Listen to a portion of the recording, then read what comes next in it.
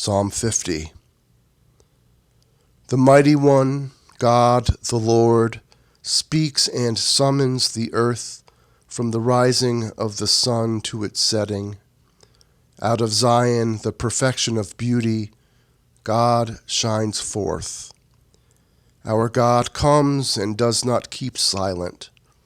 Before him is a devouring fire and a mighty tempest all around.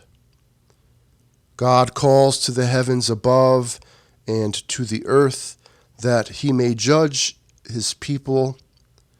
Gather to me my faithful ones, who made a covenant with me by sacrifice. The heavens declare his righteousness, for God alone is judge. Gather to me my faithful ones, the psalmist says, who made covenant with me by sacrifice. What is that sacrifice that binds us to God? Psalm 50 later tells us, verse 14 says, "Offer to God a sacrifice of thanksgiving." Thanksgiving is the sacrifice. Sacrifices of a bull or a goat. What can God do with that? The psalmist wonders. All of creation, bulls, goats, birds, forests, etc. These are God's to begin with. God doesn't eat meat. God doesn't eat. God is not an earthly being, after all. No, God wants only our gratitude, born of selflessness. That is the sacrifice God wants. That devouring fire before God that the psalmist references, the tempest raging around God, it is there to destroy selfishness. That sense of ourselves that says, I and those like me matter more than anyone or anything else. That devouring fire is where our sacrifice of this kind of selfishness happens.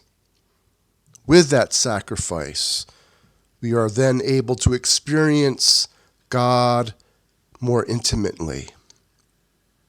Have you ever considered the Christian notion of the self? We usually reserve talk of the self to modern psychology, but the Bible offers us some ideas about what the self entails. Here's just one example. Jesus famously says, "Love your neighbors as yourself." We often read this as love others like you love yourself, but Jesus doesn't say it this way. He says, love neighbors as yourself.